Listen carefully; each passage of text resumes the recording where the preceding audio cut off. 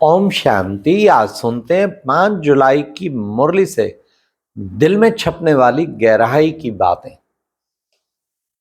आज बाबा ने गहराई की बात ये कही कि बच्चे, तुम धर्मराज बाबा को बिल्कुल साफ साफ अपना सब सुनाएंगे तो बाबा आधा माफ कर देगा।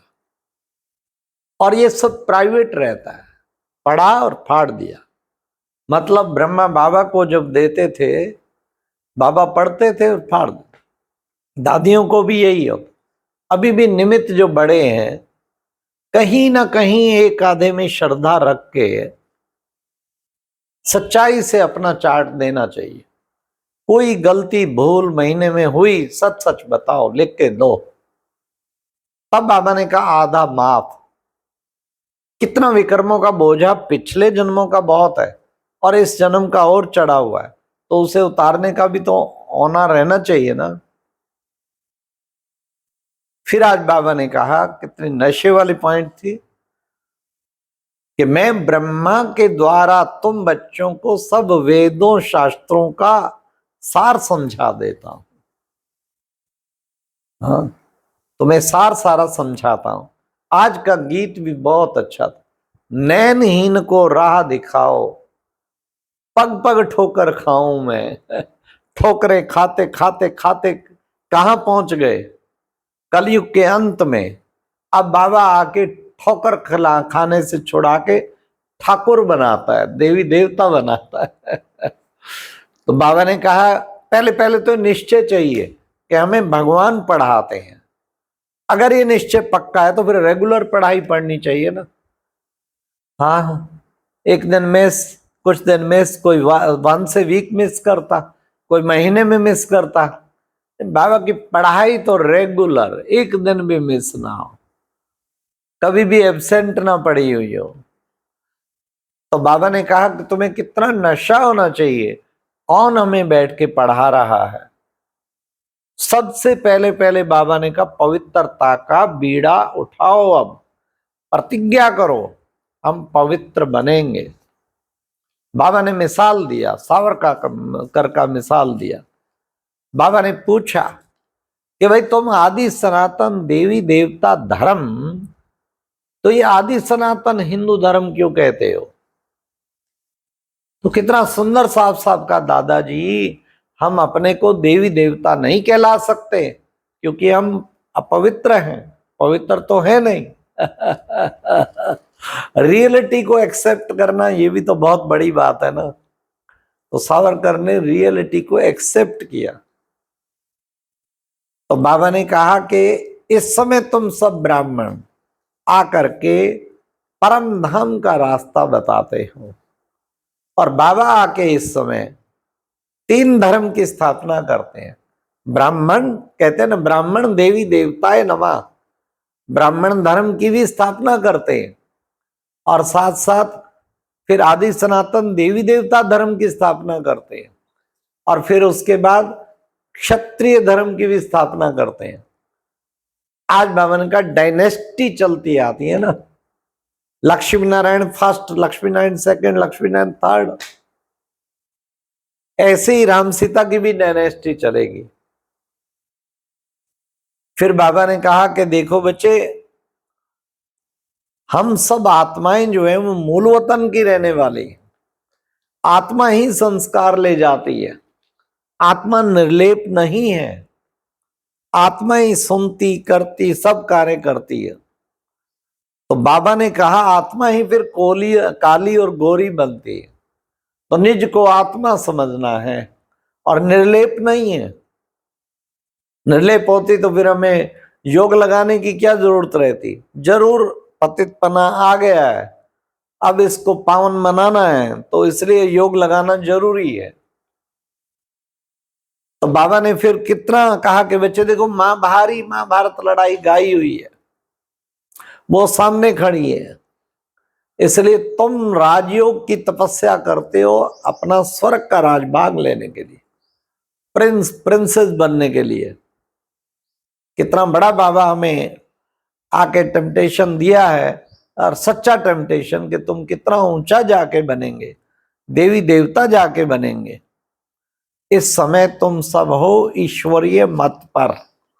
देखो बच्चे, भारत में ही पवित्र गृहस्थ आश्रम था, अब अपवित्र गृहस्थ आश्रम हो गया।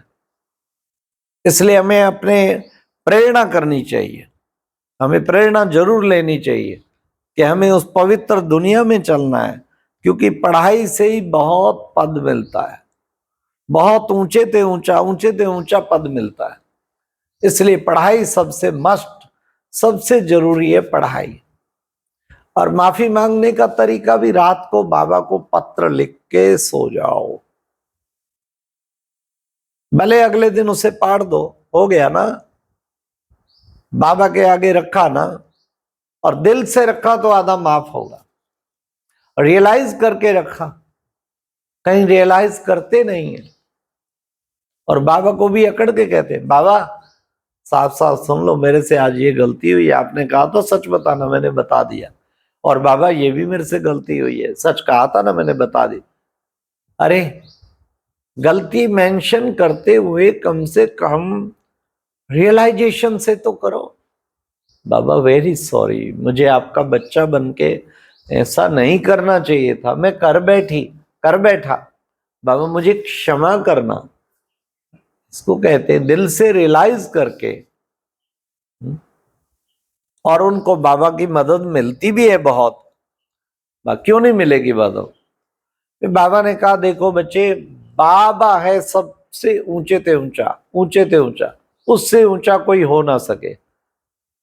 भल तुम सब ने भी लौकिक में कई गुरु किए थे, लेकिन मैं गुरुओं का भी कल्याण करने के लिए आया हूं। गीता में भी है ना, साधु नाम परित्राणाय विनाशाय च दुष्कर्ताम। साधु वृत्ति वालों की रक्षा करता हूं, और विनाश किसका करता हूं? जो दुष्ट नेगेटिव वृत्ति वाले, नेगेटिविटी का विनाश और पॉजिटिविटी की स्थापना।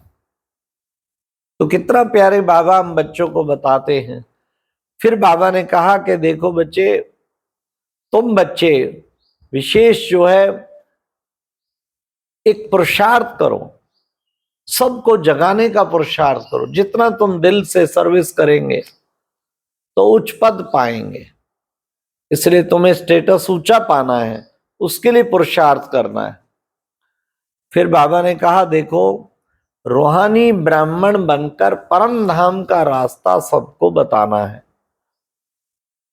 और निश्चय चाहिए पहले पहले, हाँ क्या कि हम सब अब बस देवता बने कि बने, ऐसा बाबा ने आज अपने अंदर विशेष निश्चय लाने की बात कही। और एक ये भी निश्चय चाहिए, अब तो हम कौड़ी से हीरे जैसा बन रहे हैं, विकारों पर जीत पहनेंगे तो स्वर्ग में जाएंगे।